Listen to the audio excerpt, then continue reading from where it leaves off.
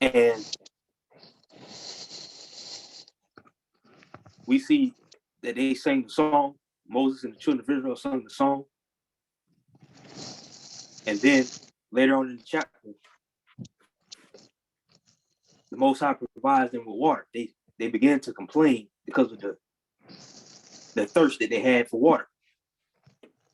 And the Most High gave them water at the brook of Marah. So then you get to 16. Then they complained again for not having any food. And the Most High gave them manna. And then Most High told them with the manna that they will gather every day, that you can gather as much as you can gather for 6 days. And on the 6th day, gather twice as much based on the ability of your family, the amount of your family, that they would each family get what they can get for 6 days. On the sixth day, gather twice as much. And on the 7th day, there would not be any because it said it would stink and it would be rotten. And of course, as the pattern of Israel sometimes is, some disobeyed and went out and looked anyway. And then eventually the Most High gave them quails. But they'll continue murmuring again. Gave them flesh, gave them quail. So this is only a month after being delivered from the Passover. The first month, 15th day, right after salvation, they get into the wilderness, and a month later, we see a few instances already of them complaining. And then you get down to the end of 16, where it talks about the Most High tested them for the Sabbath day to see whether they would keep the laws or not. On bake what you would bake on the 6th day, prepare on the 6th day, day of preparation for the Sabbath. Because on the 7th day, they were not supposed to do any work, any laborers' work, any cooking, anything of that sort. So the Most High gave them all their provisions on the 6 days. Gather as much as you can gather. For the 7th day, there should be no cooking, no work, any servile work on the 7th day. So now as we get to the 17th chapter, I'll read it, and then we'll discuss it. So Shemot Exodus chapter 17. Shemot Exodus chapter 17.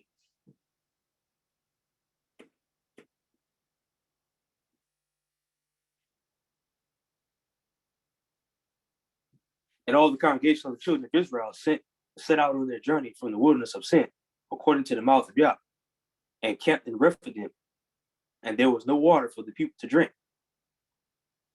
Therefore the people strove with Moshe and said, give us water to drink. And Moshe said to them, why do you strive with me? Why do you try Yah? And the people thirsted there for water, and the people grumbled against Moshe and said, why did you bring us out of Mizraim to kill us and our children and our livestock with thirst? Then Moshe cried out to Yah, saying, what am I to do with this people? Yet a little, and they shall stone me. Then Yah said to Moshe, pass over before the people, and take with you some of the elders of Israel, and take in your hand your rod with which you struck the river, and go. See, I am standing before you there on the rock of Horeb, and you shall strike the rock, and water shall come out of it, and the people shall drink.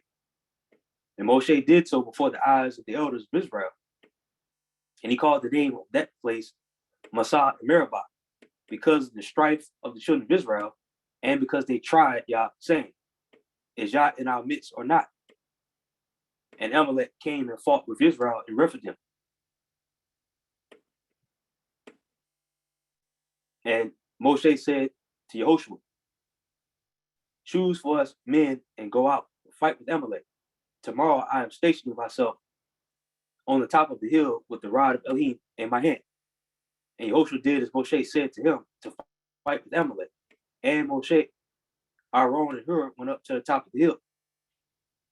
And it came to be when Moshe held up his hand that Israel prevailed. And when he let down his hand, Amalek prevailed. But Moshe's hands were heavy, so they took a stone and put it under him. and he sat on it. And Aaron and Hur supported his hands, one on one side and the other on the other side. And his hands were steady to the going down of the sun. And Yahushua defeated Amalek and his people with the edge of the sword. And Yah said to Moshe, write this for remembrance in the book and recite it in the hearing of Yahushua, that I shall completely blot out the remembrance of Amalek from under the heavens. And Moshe built a slaughter place and called his name Yahuwah Nisi. For he said, because a hand is on the throne of Yah to fight against Amalek from generation to generation.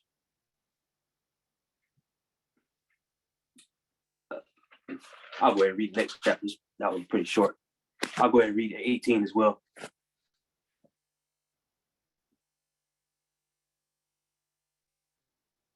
Shemot, Exodus chapter 18.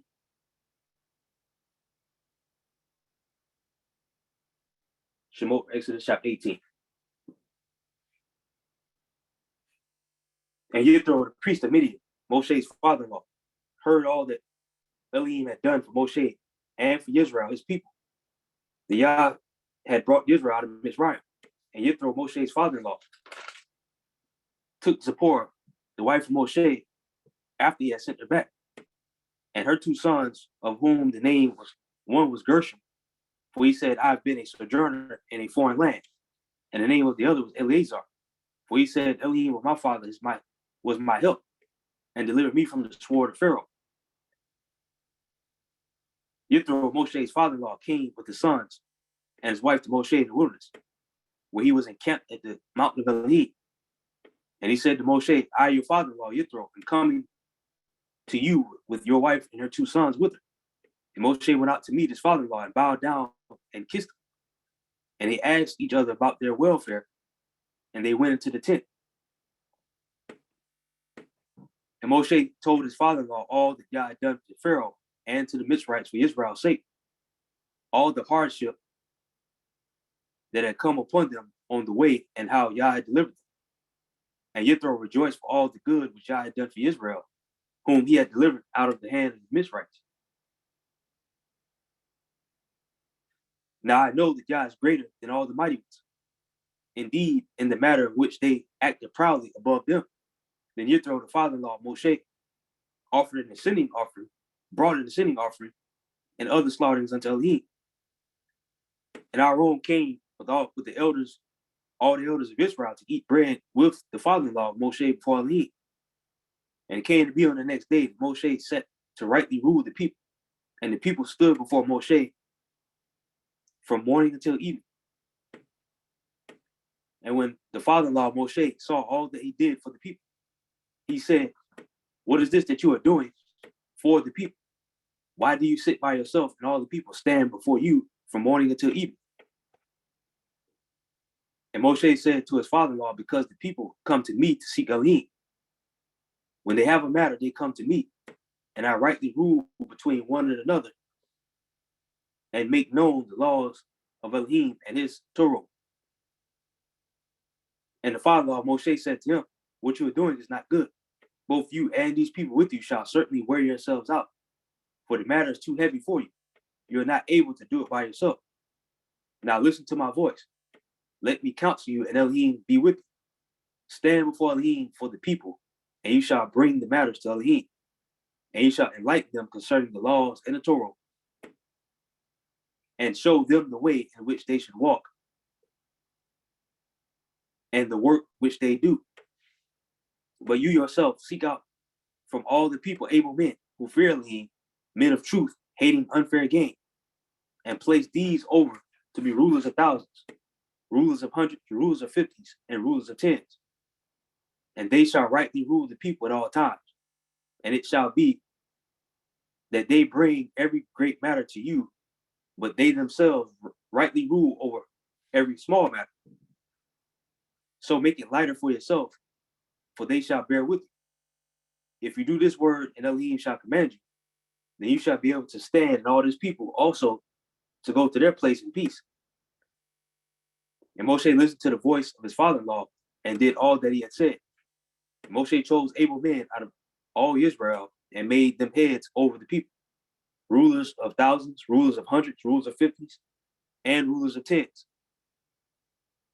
And they rightly ruled the people at all times. The hard matters they brought to Moshe, but they rightly ruled every small matter themselves. And Moshe sent off his father-in-law, and he went away to his own land. So, starting at chapter 17, we see another instance of the people growing thirsty for the second time in the wilderness. This is roughly a month after coming out of Egypt for the Passover. This is a month after the first Passover. And the children of Israel were thirsty for drink. And they strove with Moshe, complaining again to Moshe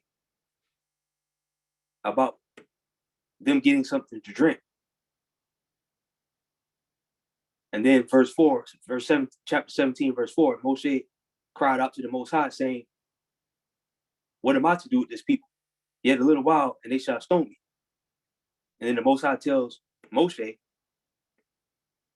to take some of the elders and take your rod and strike the river and go, and the water shall come out. And then verse 7, it says that the name of that place was called Massah Meribah because of strife, which is Massah, and Meribah is tribe or temple. Does anyone have any questions, any comments so far in chapter 17?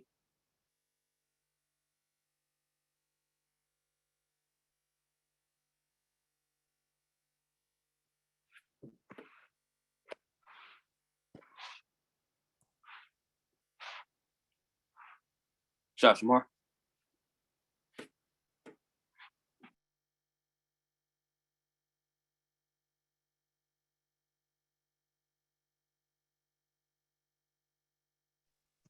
Okay, I was focusing on, I believe it was the first verse, well, the second verse. And the people, the first and second verse, the people were murmuring for water. And I believe we talked about this last week. And they were murmuring, complaining against Moshe, but they were actually, murmuring against the Most High. And that's something I was thinking about now, because, it goes back to, watching, the things that we say. Because, someone could be complaining about, something and, about something on their job, or maybe something another individual did or said to them. But when you look at it from a different perspective, they're actually complaining to the Most High, And another point I was thinking about when Joshua or Yehoshua, him and the other men, they had to fight. And I always think, even though, the Most High was with them, they still had to fight. They still had to put in the work. So I found that interesting, though. And we also know, that, was it Deuteronomy or Devarim chapter 20, it says that the Most High is the one that fights for his people. So, don't be afraid. So I yield.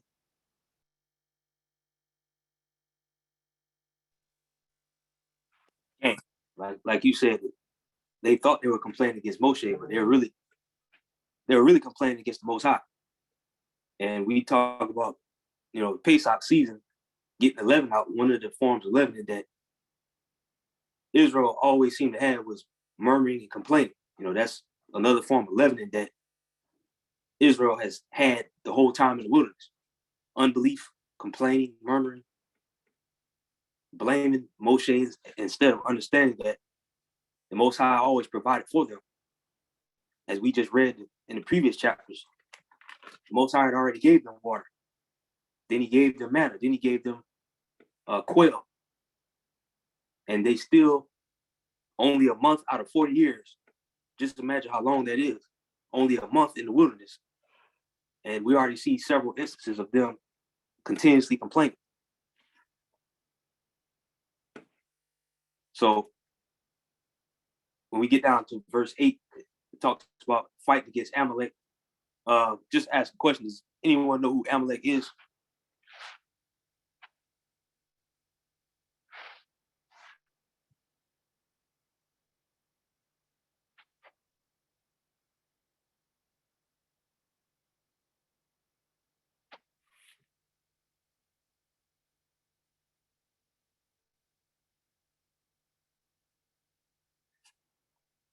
Listen, G, floor is yours. Amalek, is that the ones in Israel now? Is that Amalek? Did I answer that right? Well, yeah. Some do believe that those are some Amalekites in the land now. Okay. Okay, that was my understanding that they were the one. Those are Amalek, the ones in Israel. Okay. Told out for that.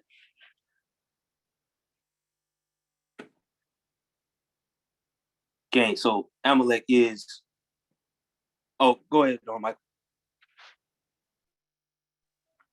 No, I was just going to ask if you could share who Amalek actually is, just for my knowledge. But the part that caught my attention was just in verse 14. It says, "And Yahuwah said unto Moshe, write this for a memory in a book and rehearse it in the ears of Joshua, for I will utterly put out the remembrance of Amalek from under the heavens." So this, to me, what I'm hearing here with Amalek is this is like a nonstop um, war against Amalek. You know, this is something that the Most High has declared He's going to literally eradicate this lineage, this bloodline. Maybe we haven't seen it in its full, but it is going to be in full. They're going to be wiped out. So that was just kind of like, to me, like, okay, who is Amalek? So I appreciate Akoti's um, question and answer. And yeah, I just yield.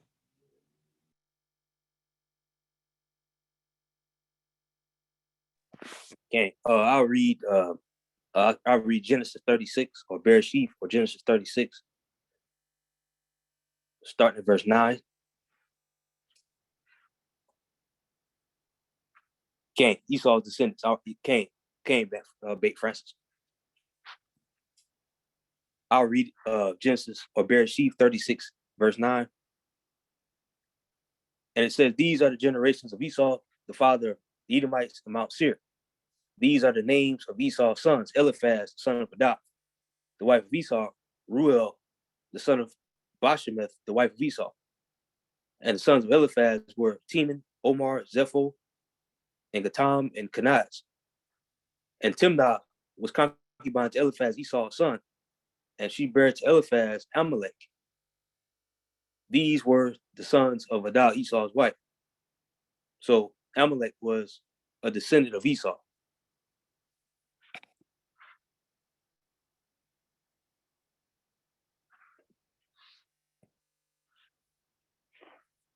All right. Does anyone else have any other comments on chapter 17?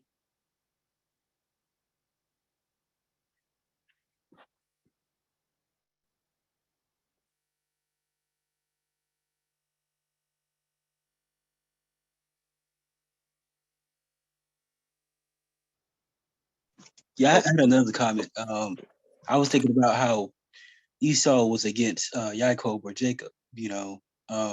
If you go back to Bereshit, and then you have Amalek, who is against the Most High's people. And they come from the line of Jacob. So it's like this constant war. Different people, but the same bloodline. But you. And continual generational warfare.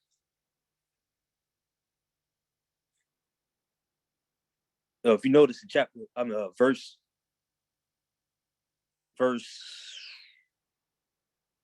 10, and it said, "Joshua did as Moshe said to him and fight with Amalek. Moshe, Aaron, and Hur went to the top of the hill. And it came to be when Moshe held up his hand that Israel prevailed. And when he let down his hand, Amalek prevailed.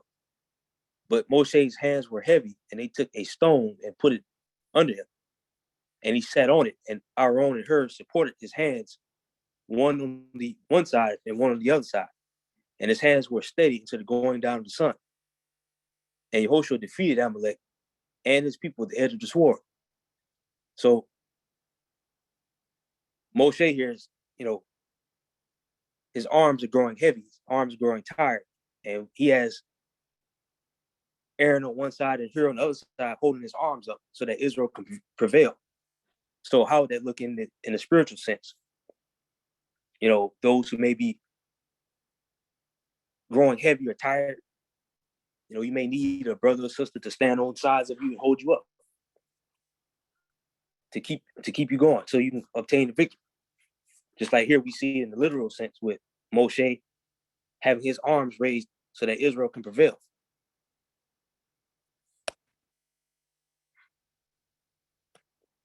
Just a thought to throw that out there. Bait Francis, the floor is yours.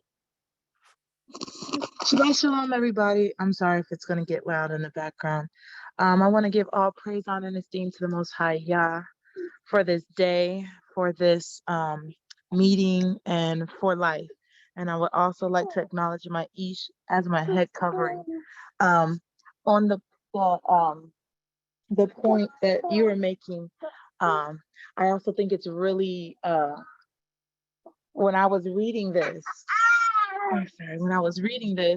I thought it was interesting that, Moshe as well as Aharon and Hur are considered the elders of Israel, and how they went up to the hill and were kind of like the way, because Yahuwah Nisi was the altar they built, which is, Yah's my banner, and how like the elders were the banner up on the hill over the Israelites, the young Israelites in warfare, and how all of the elders were working together to keep their hands up so that those who are of battle age could prevail. So that's a spiritual sense, as you were saying. This verse, or this chapter, or this portion of the chapter is special to me. So I just wanted to add that. Hallelujah.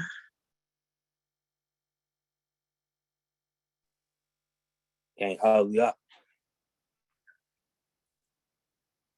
Verse 15 is where it says, and Moshe built a slaughter place and called it Yahuwah Nisi.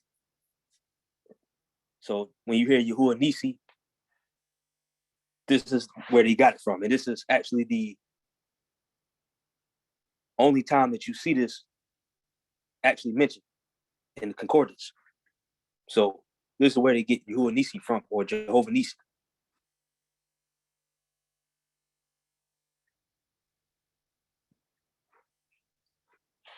If no one else has any other comments, we'll move into 18.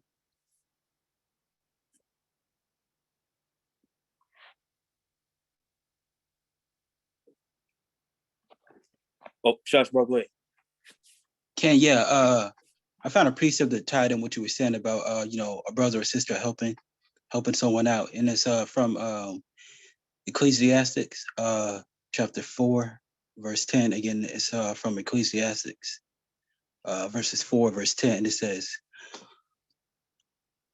"For if they fall, the one will lift up his fellow, but woe to him that is alone when he falleth, for he has not another to help him." I'm gonna read it again. "For if they fall, the one will lift up his fellow, but woe to him that is alone when he falleth, for he hath not another to help him."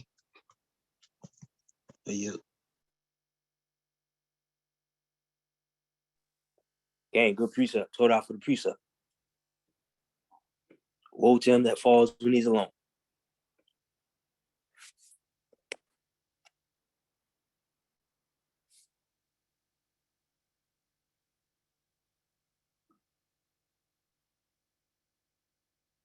All right, so moving into 18. So starting at verse 1, it says, "And Yithro, the priest of Midian, Moshe's father-in-law, heard all that Elohim had done for Moshe and Israel, his people, that Yah had brought Israel out of Mitzrayim. And Yithro, Moshe's father-in-law, took Zipporah, his wife, the wife of Moshe, after he had sent her back. And her two sons, the name of the one was Gershom, for he had said, I have been a sojourner in a foreign land. And the name of the other was Eleazar, for he had said, the Elohim of my father was my help, and delivered me from the sword of Pharaoh. And Yithro, Moshe's father-in-law, came with his sons and his wife to Moshe in the wilderness, where he was encamped at the mountain of Elohim. So I just asked another question. Or who is Midian? Or who does Midian come from?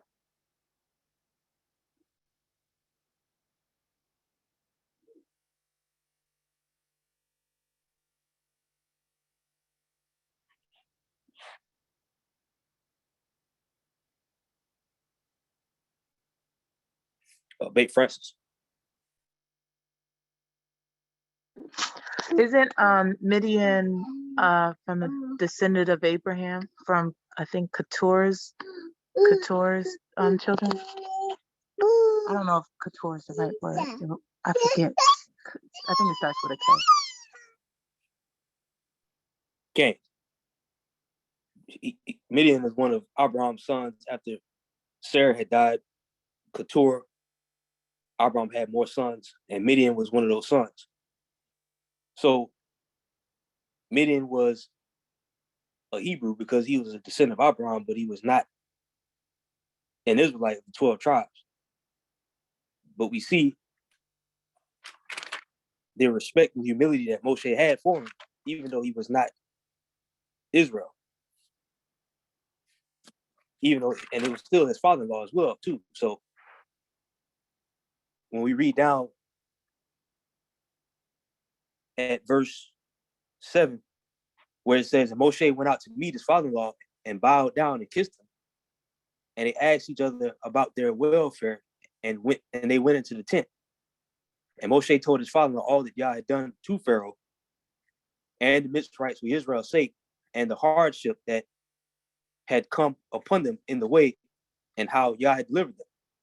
And Yithro rejoiced for all the good which Yah had done for Israel, whom he had delivered out of the hand of the Mitzrites. And Yithro said, blessed be Yah, who has delivered you out of the hand of the Mitzrites and out of the hand of Pharaoh, and who has delivered the people from under the hand of the Mitzrites. Now I know that Yah is greater than all the mighty ones, indeed, in the matter in which they acted so proudly above them. Then Yithro, the father-in-law of Moshe, brought an ascending offering and other slaughterings unto Elohim. And Aaron came with all the elders of Israel to eat bread with the father-in-law of Moshe before Elohim.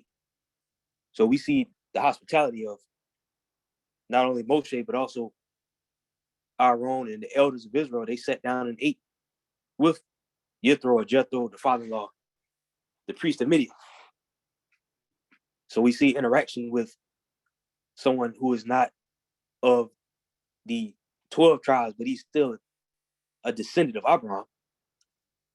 So when you hear that the Most High doesn't deal with other nations, we see here that clearly that the Most High is having favor upon Moses through Yithro. Because when you read the rest of the chapter, it talks about the captains of hundreds, 50s, 10s. That's what Yithro told Moshe to do. Because the way Moshe was going about it, doing it all by himself, he told him that the way that he was doing it was not good. So Moshe, being the humble man that he was, received the instructions from his father-in-law, because even though Yithro was a priest of Midian, he was still a priest, which means he had some type of knowledge on how to be a leader. And Moshe took the counsel and advice of his father-in-law with the captains of hundreds, 50s, 10s, and rightly ruling the people with their issues. Does anyone have any other comments? Any questions?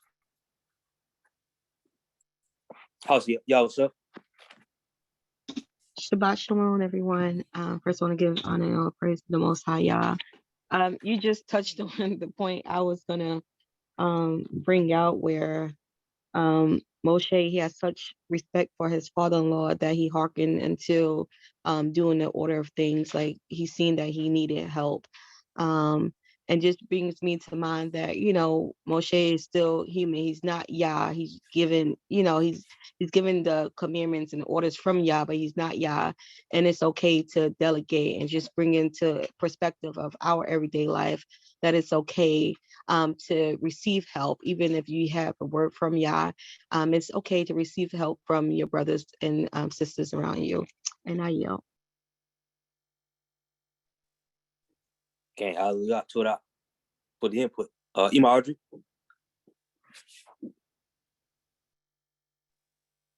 Shabbat Shalom. I just wanted to expound on what you were saying regarding the humility that Moshe displayed, because most of the time when we have any authority or we're in charge, we aren't humble enough to accept advice from anyone else. And we know that, I was spoke with Moshe and what have you, and we know all of we know the charge that Moshe had, but he was humble enough to receive information from his father-in-law. So that's what stood out to me.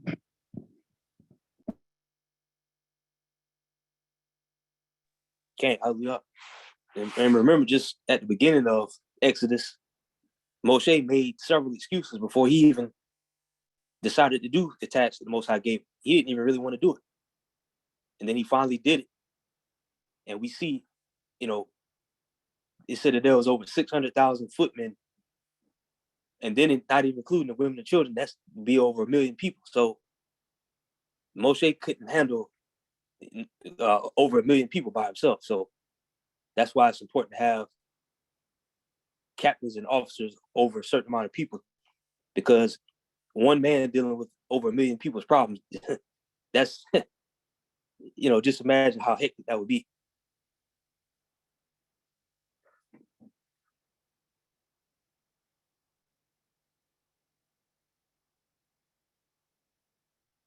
Does anyone else have any other comments or any questions on chapter 18? Shashmar.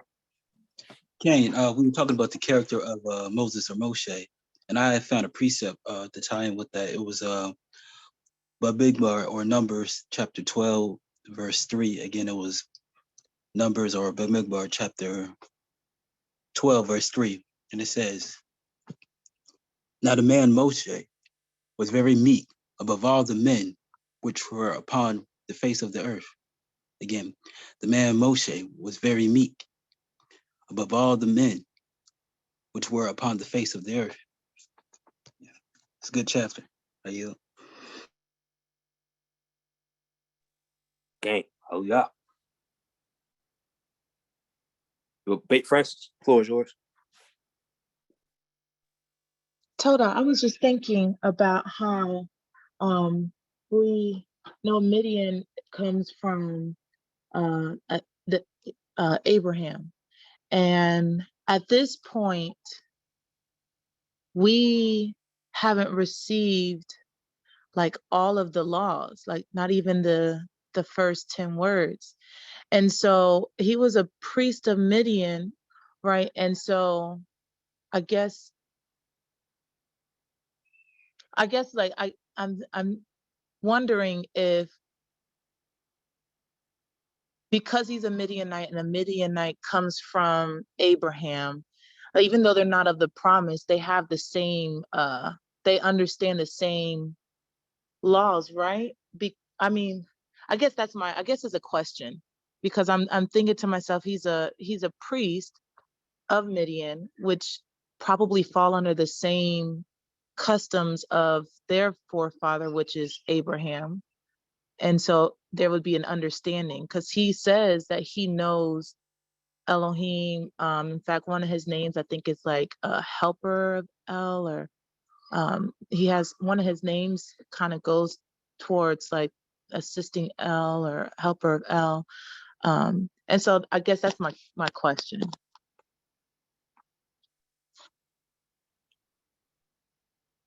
Well, yeah, because he was a descendant of Abraham.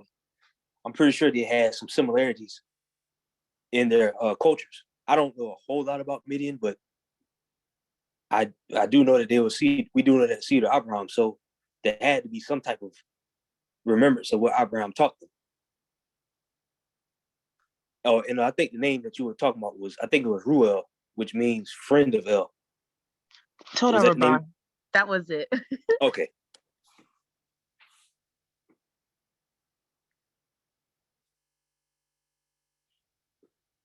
I just want to point out this other point about the strangers. Back at verse 3, where it says, and her 2 sons, the name of the one was Gershom, for he had said, I've been a foreigner in a strange land. So the name Gershom itself means foreigner. So there was always some resemblance of foreigners or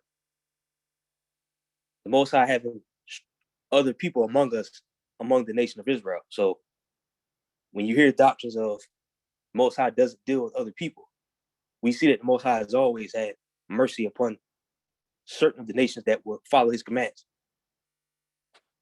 Even though we know that Gershom was still Moses' son, but he named his son because he said he was a foreigner in a foreign land.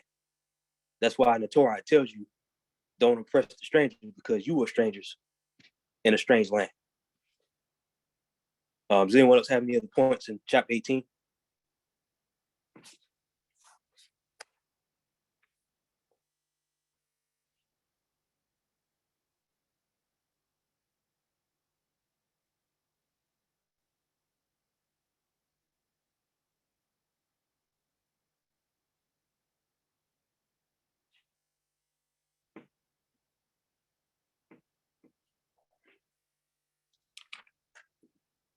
Shashmar? Yeah, I was thinking about I believe it's Matthew chapter 9, verse 30, 37 and 38, where it talks about the harvest is plenteous, but the laborers is few. And I was thinking about how in the beginning, when we were reading, Moshe, he was doing all the work. There was plenty of work to be done, but he was the only person doing it. And then of course the father-in-law, he gave his input and said, hey, why don't you get more people, basically. And I was just thinking about that precept, the harvest is plenteous and the laborers is few in Matthew chapter 9. Are you? Okay, hallelujah. Good point. Don Michael?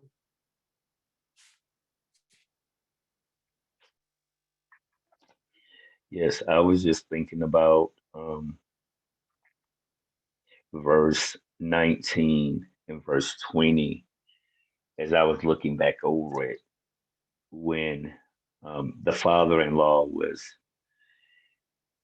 offering this counsel to him. It was like I was imagining, him saying, listen, you know, um, give some others this authority that you trust to do X, Y, and Z, to do these, to judge some of these matters, but you stay focused on the Most High.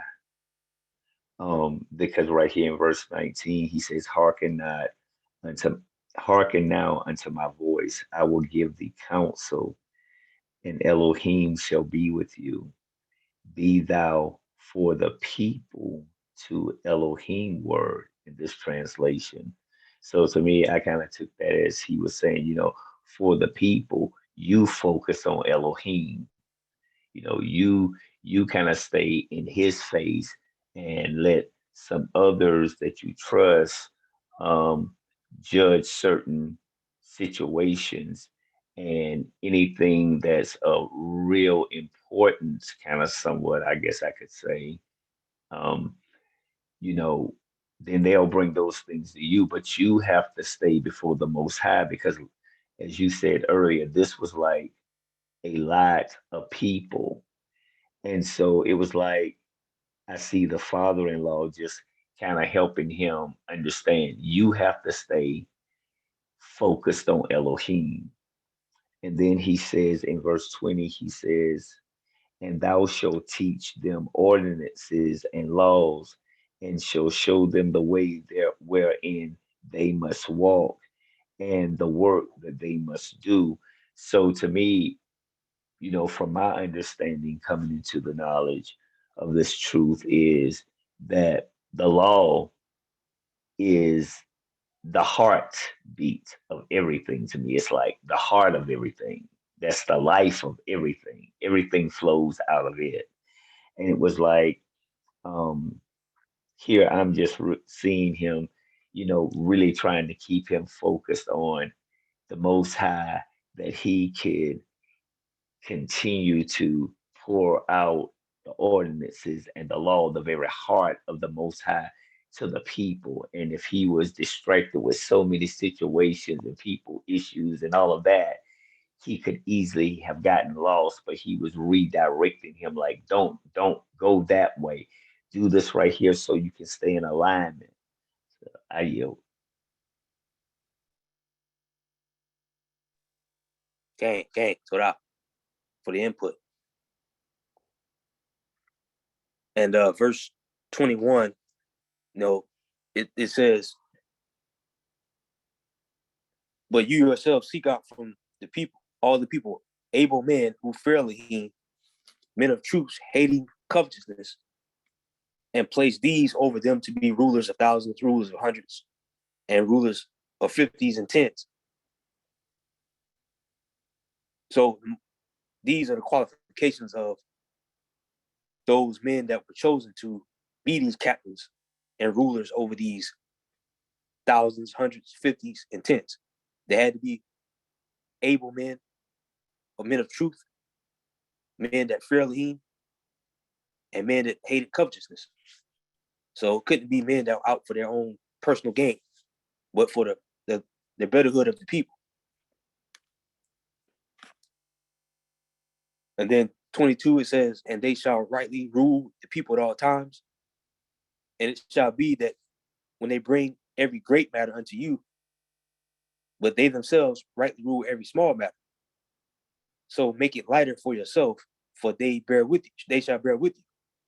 If you do this word, and Elohim shall command you, then you shall be able to stand, and all this people also go to their place in peace. And Moshe listened to the voice of his father-in-law and did all that he said. And Moshe chose out able men out of all Israel and made them heads over the people, rulers of thousands, rulers of hundreds, rulers of fifties, and rulers of tens.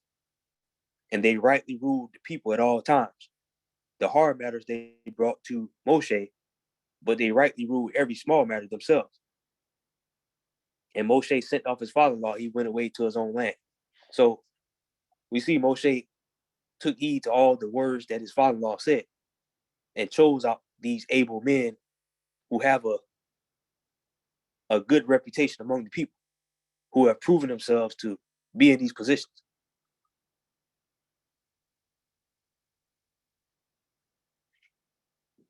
No, Michael, is that a new hand or is that the old hand?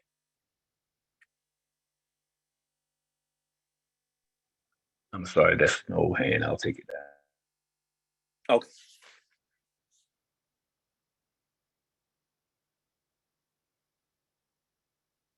All right, if no one else has any other comments, chapter 18, we'll move on to chapter. Oh, Shashma, go ahead. Okay, yeah, I had another point. I was reading verses in Shemot 18 or Exodus 18. I was reading verses 8 and 9 again. Well, 8 was it 8 through 11. And Moshe, he told his father-in-law all that the Most High, done to Pharaoh and the Egyptians, and what he did for Israel, his people.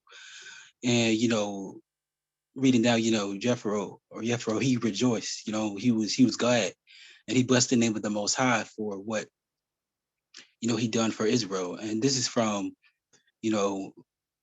Moshe's testimony. And then in verse 11 it says, "Now I know that Yah is greater than all the gods, for in the thing whether they had dealt proudly, he was above them." And I was thinking, this is the power of giving a testimony, telling others of the good things that the Most High had done for us. And then I was thinking about it in the sense of, we're supposed to be, children of the Most High, righteous children of the Most High. And then if you think about it in the physical sense, just a father, has the children, if he has a son, or a daughter, that son or daughter, they can give a good report or a bad report of their father, and that's how our walk is with the Most High. We tell other people the things the Most High has done. They're gonna, they're gonna take that. They're gonna think on that, and they're gonna say, "Well, the Most High done that for you. Well, He delivered you from that. He blessed you with that. He forgave you for that." And I just think that's a powerful example of what testimonies can do. I yield. Gang, hallelujah.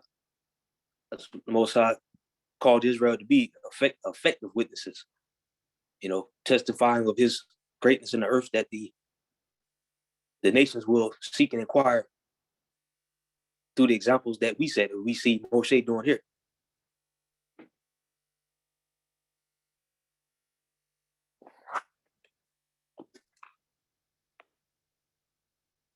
All right, we'll move on to chapter 19. I'll read it.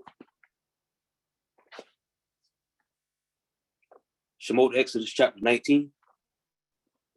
Shemot, Exodus chapter 19. In the third new moon after the children of Israel had come out of the land of Israel, on this day they came to the wilderness of Sinai, for they set out from Rephidim and had come to the wilderness of Sinai and encamped in the wilderness. So Israel camped there before the mountain. Moshe went up to Elohim, and Yah called to him from the mountain, saying, "This is what you are to say to the house of Jacob, and declare to the children of Israel. You have seen what I did to the Mizrahites, and how I bore you on eagle's wings, and brought you to myself. And now if you diligently obey my voice, and shall guard my covenant, then you shall be my treasured possession above all the peoples. For all the earth is mine, and shall be to me a kingdom of priests and a set apart nation. Those are the words which you are to speak to the children of Israel." And Moshe came and called for the elders of the people, and set before them all the words which Yah commanded him. And all the people answered together and said, "All that Yah has spoken we shall do." And Moshe brought back the words of the people to Yah. And Yah said to Moshe, "See, I'm coming to you in a thick cloud, so that the people hear when I speak with you and believe you forever." And Moshe reported the words of the people to Yah. And Yah said to Moshe, "Go to the people and set them apart today, tomorrow, and they shall wash their garments, and shall be prepared by the third day. For on the third day, Yah shall come down upon Mount Sinai before the eyes of all the people. And he shall make a border for the people all around, saying, Take heed to yourselves that you do not go up to the mountain to touch the border of it. Whoever touches the mountain shall certainly be put to death. Not a hand is to touch it, but he shall certainly be stoned or shot with an arrow, whether man or beast. He shall not live. When the Yobel sounds long, let them come near the mountain." Moshe came down from the mountain to the people and set the people apart, and they washed their garments. And he said to the people, "Be prepared by the third day. Do not come near a wife." And it came to be on the third day in the morning that there were thunders and lightnings and a thick cloud on the mountain. And the voice of the shofar was very strong, and all the people who were in the camp trembled. And Moshe brought the people out of the camp to meet with Elohim, and they stood at the foot of the mountain. And Mount Sinai was in smoke, all of it, because Yah descended upon it in fire. And its smoke went up like the smoke of a furnace. And all the mountain trembled exceedingly. And when the voice of the shofar sounded long and became very strong, Moshe spoke, and Elohim answered him by voice. And Yah came down upon Mount Sinai on the top of the mountain. And Yah called Moshe to the top of the mountain, and Moshe went up. And Yah said to Moshe, "Go down and warn the people, lest they break through unto Yah to see and many of them fall.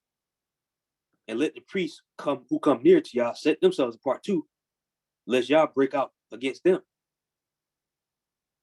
And Moshe said, y'all, the people are not able to come up to Mount Sinai, for you warned us, saying, make a border round the mountain and set it apart. And Yah said to him, come go down and then come up, you and Aaron with you. But do not let the priests and the people break through to come up to Yah, lest he break out against them. And Moshe went down to the people and spoke to them.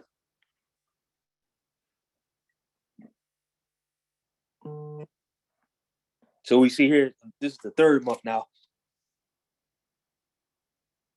when Israel is coming up to Mount Sinai. And the Most High is called unto Moses from the mountain. And then he says in verse 4, he says, when you have seen what I did to the Egyptians or the Mitzrites, and how I bore you on eagle's wings and brought you to myself. And now, if you diligently obey my voice and guard my covenant, then you shall be my peculiar possession above all peoples.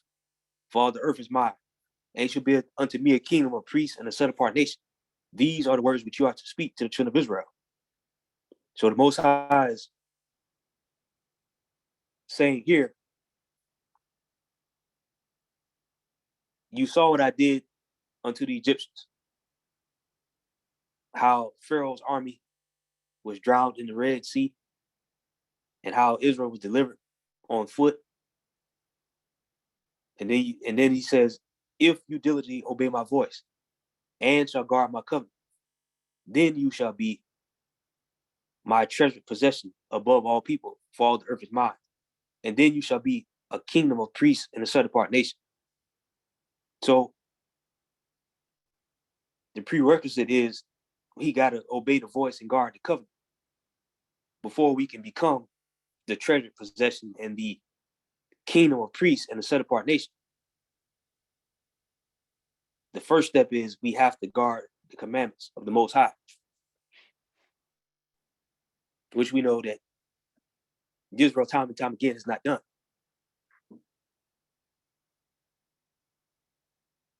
So then verse 7 says, Moshe came and called for the elders of the people and set before them all the words which Yah commanded him. And the people answered together and said, all that Yah has spoken, we shall do. So Moshe brought back the words of the people back to Yah. So the people agreed and said, we shall do. It sounds like the marriage covenant.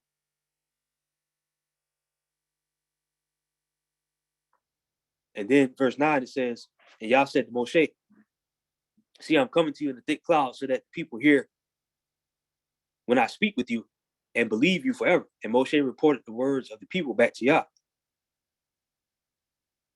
And Yah said to Moshe, go to the people and set them apart today and tomorrow, and they shall wash their garments and be prepared by the third day. For on the third day, Yah shall come down upon Mount Sinai before the eyes of all the people.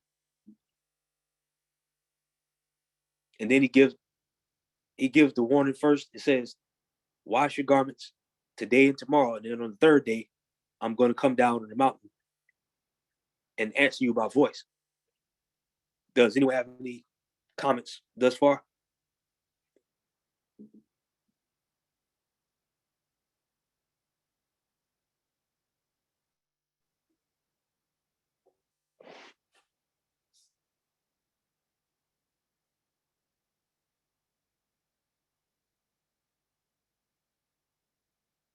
Josh Moore.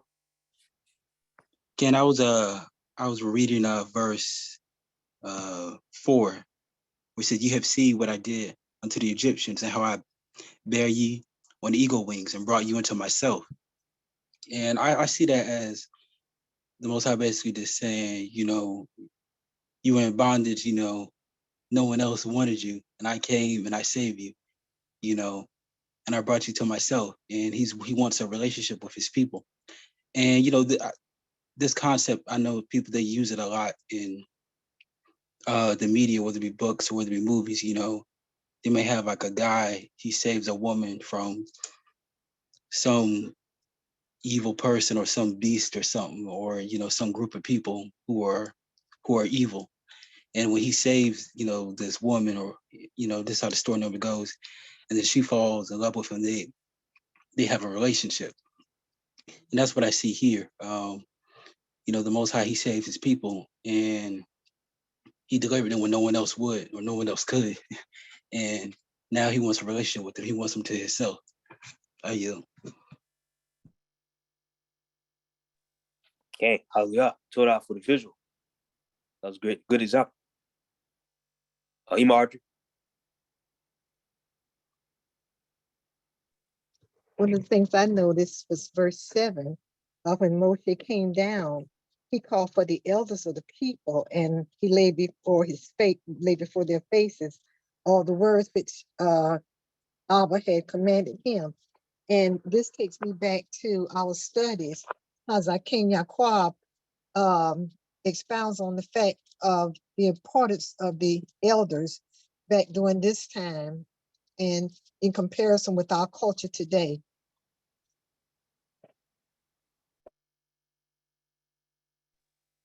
Okay, the elders are always at the forefront. You always see and call for the elders. Call for the elders. So the most, you know, Torah for the input. Chanakyah Yaakov has always talked about the importance of elders, like you said. Hallelujah. Adon, Michael.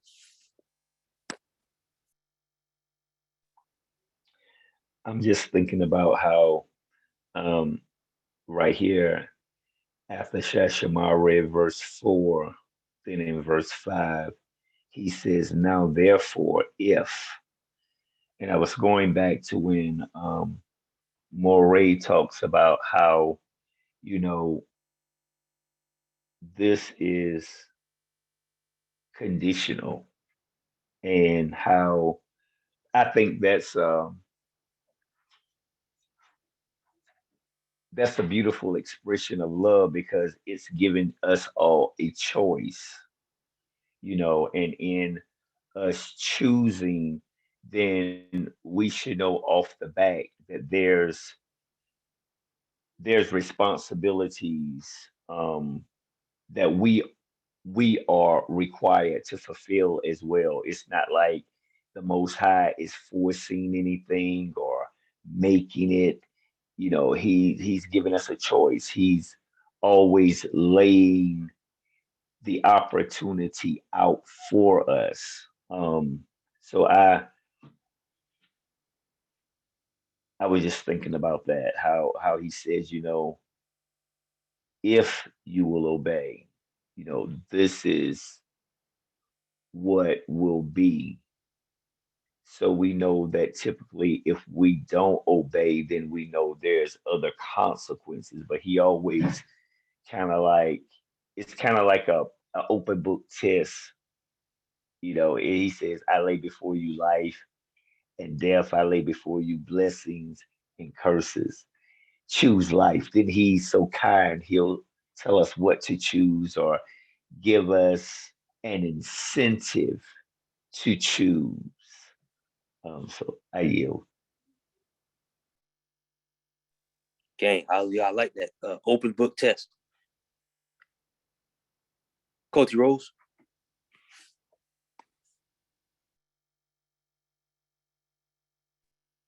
Shabbat shalom, everyone.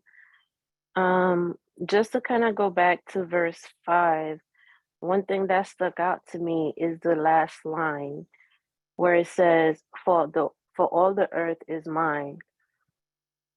So I've read this several times before, and that never really jumped at me like that before. So 1 Peter 2, verse 9, it says that we are a peculiar people, a priesthood, and all of that, and people like to quote. But here, what I'm getting from this verse tonight is that the Most High is saying the whole earth is mine, but I'm choosing you to do this, and this is how you will be like, it's like Adon Michael was just saying, if you do this, this is what you're gonna be to me. Outside of all this entire earth, you will be this thing. You will be this generation, this peculiar treasure unto me.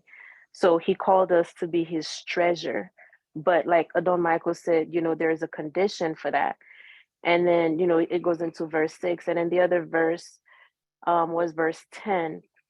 And it says, and Yahuwah said unto Moshe, go unto the people and sanctify them today and tomorrow, and let them wash their clothes.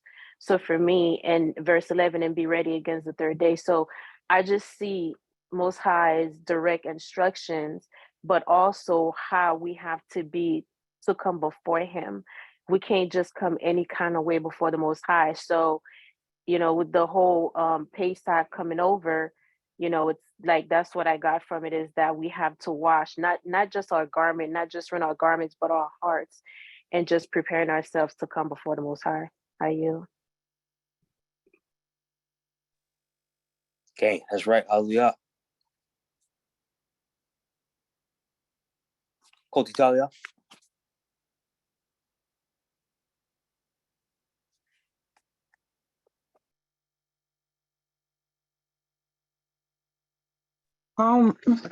What I get from this in verse 24, when Yahuwah said only Moshe should come up and Aaron, and I noticed that he said in 22, and let the Kahim who come near Yahuwah Kodash themselves too.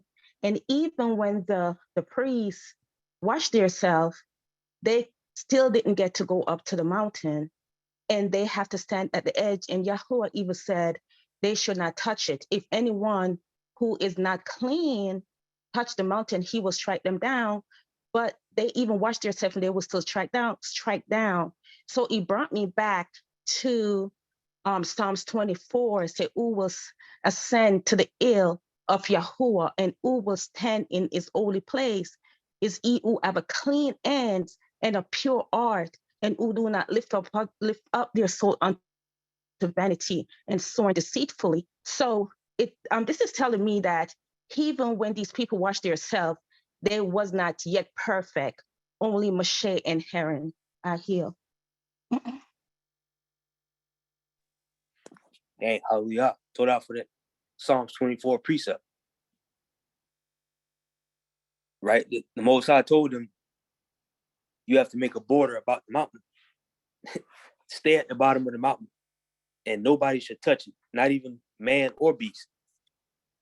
He said that if man or beast touch the mountain, that they will be struck through. So that's how serious the Most High was.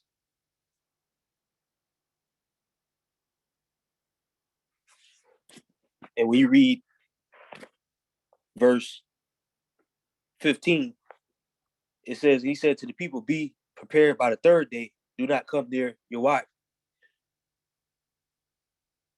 And it came to be on the third day in the morning that there were thunders, lightnings, a thick cloud on the mountain, and the voice of the shofar was very strong, and all the people who were in the camp trembled.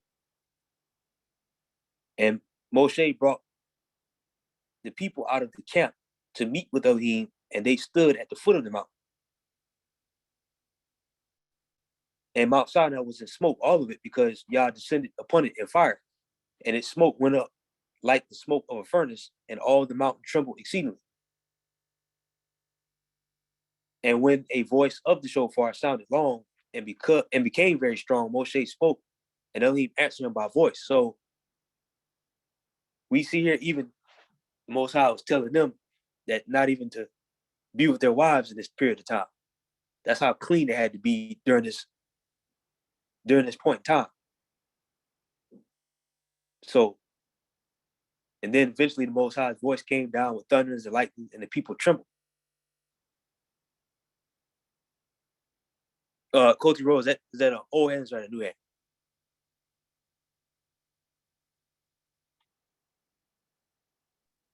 Oh, hands, Lika. Okay.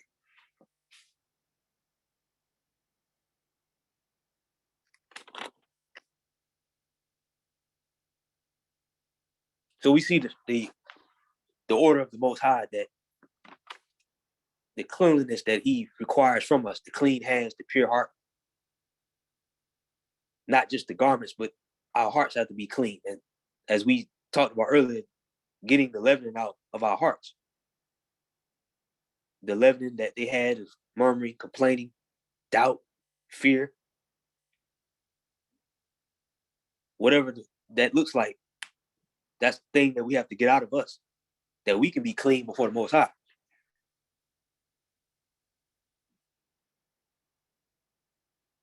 Anyone else have any other comments or feedback?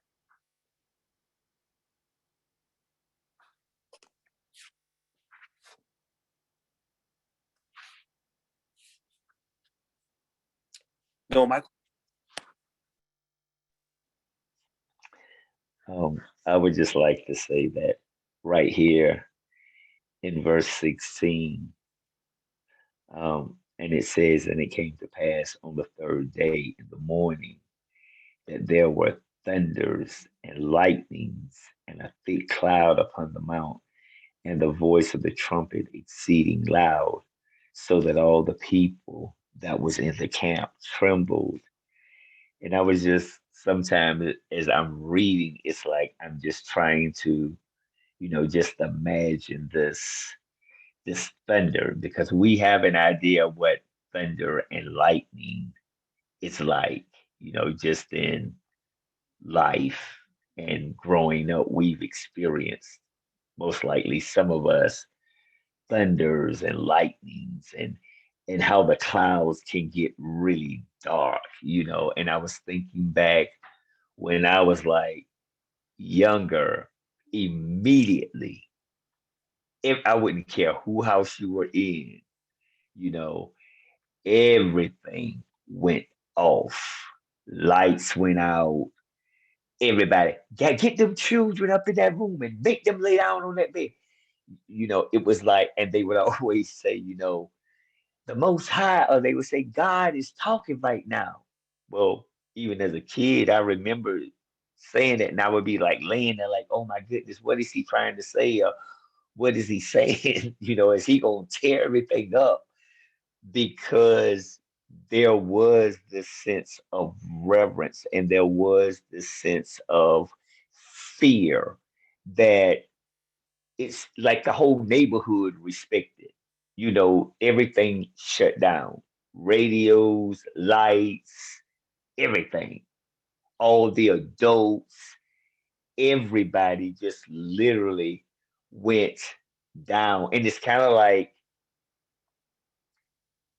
as I'm rehearsing this night, it's like there's a part of me that miss those moments because I clearly remember them.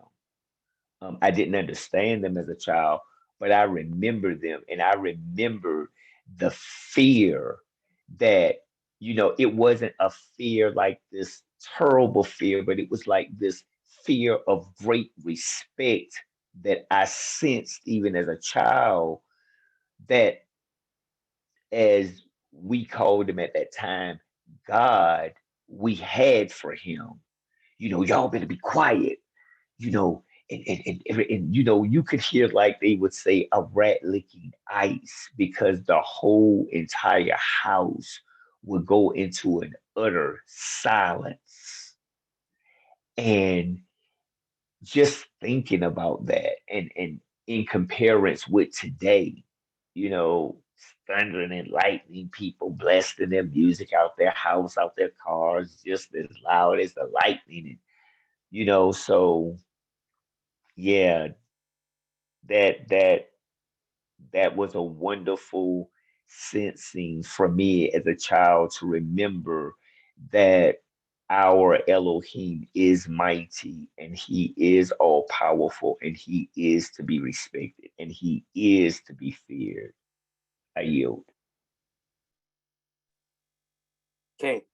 And like you said, we definitely lost that element of fear within us. Definitely my generation, we don't have it with the noise and the thunder and lightning. It's just business as usual for a lot of us. Lisa G, floor is yours. I just wanted to land back off of what Michael said. That is so very, very true. I can remember those days as well. The whole house would be shut down. I mean, my grandmother used to literally threaten to beat us if we didn't be quiet. I can remember those days. And I mean, I used to literally go hide in the bathroom. I was so scared with the lights off. I mean, everybody would be sitting in the dark. My mother used to say, get off the phone. You couldn't talk on the phone to your friends. You couldn't have the TV on, nothing. Every stitch of light was off, and we would just be sitting like little statues, just still. And I would be so scared. I mean, and I don't remember us having um thunder and lightning since then. Have you all? Because I don't remember having any thunder and lightning. I missed that as well, Michael, because we haven't had any thunder and lightning like that. And I miss those days. I really do. I yield. That's all I wanted to say.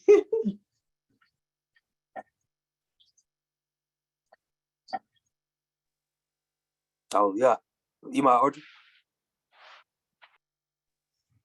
I don't want to beat a dead horse to death, but I remember those days as well. And I don't care where you were, whose house you were in, whether it's the babysitters, your house, regardless of where it was, everything shut down. And this is something I have returned to. My sister lives like a block from me. And a lot of times during the summer, when I start hearing the thunder, I will shut the TV off and I have a radio that plays constantly. You know, I listen to spiritual music. I shut everything down. And if I'm on the phone, I tell whoever I'm talking to, I have to hang up. Because when I read this, it's like they say that he was, when they started hearing this, how the people trembled and they were afraid. But that's the thing nowadays, there is no fear anymore. No one fears him. And like Mike was saying, they don't reverence him. But I feel like this is something we need to get back to. I mean, this is here in this book for a reason.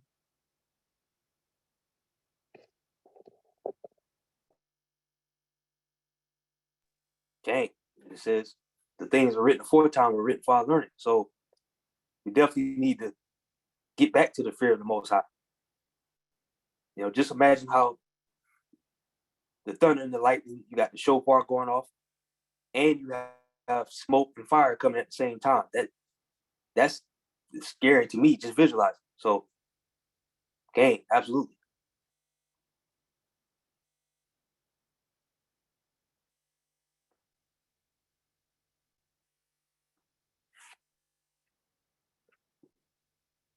Does anyone else have any other comments or questions on chapter 19? And of course, we know that this is right before the 10 words are spoken, which we read every week. So the Most High is getting ready to come down and voice the 10 words to the people.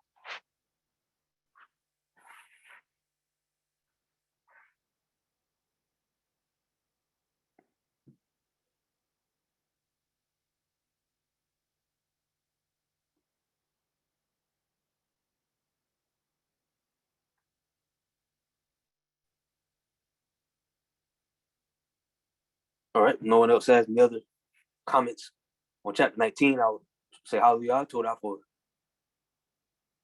all who participated. Do the elders have any closing comments before we close out? I just like to say it was a Tob study, and I want to say Todah for you edifying it as well as you did. You did an excellent job, and it was a Tob study. Shabbat Shalom. There's a Tob study. Thank y'all for how you brought that out. And people realize people need to reverence the Most High. They don't reverence the Most High like they used to. It's a Tob lesson.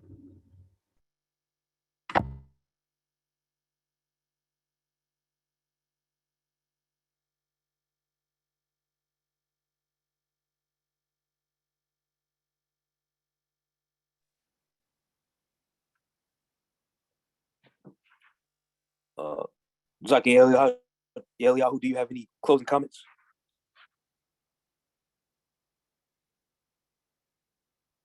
if you're in position.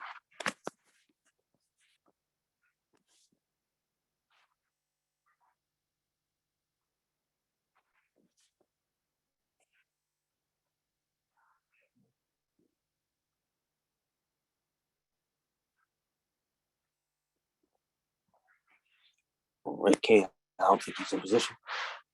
Does anyone else have any other closing comments?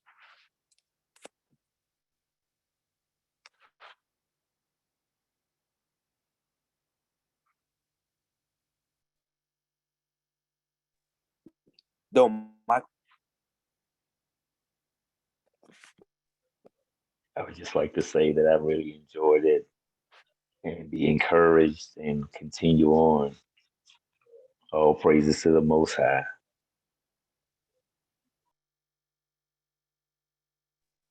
Hallelujah. Shout out to Mark. Again, yeah, total blessing. Some good chapters. We touched on a lot of points. We went into a different concept and different ideas.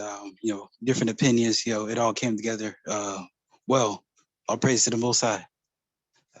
Total blessing. Are you?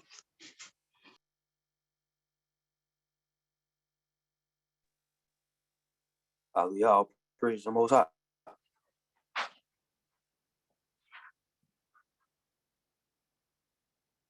Don't, Michael, would you like to close us out?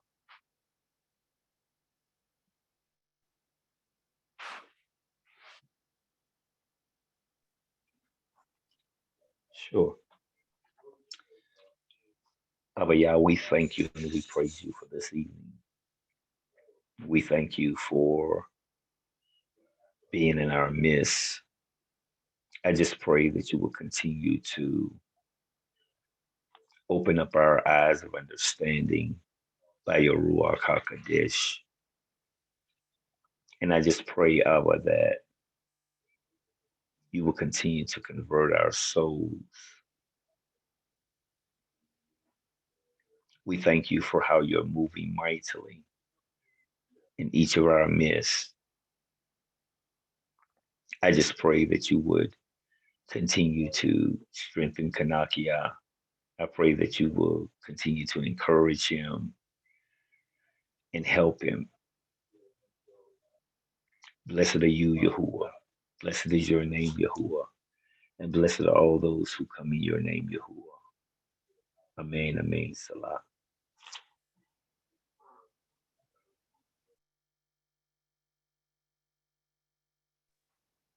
Hallelujah. Man, man. Shabbat Shalom to everyone. Shabbat Shalom. Osai willing, we'll see you on the day portion. Shabbat Shabbat shalom. shalom. Shabbat shalom, everyone. Shabbat Shabbat shalom. shalom. Shabbat shalom. Shalom, fam. Shalom. Shabbat shalom. Shabbat shalom. None of the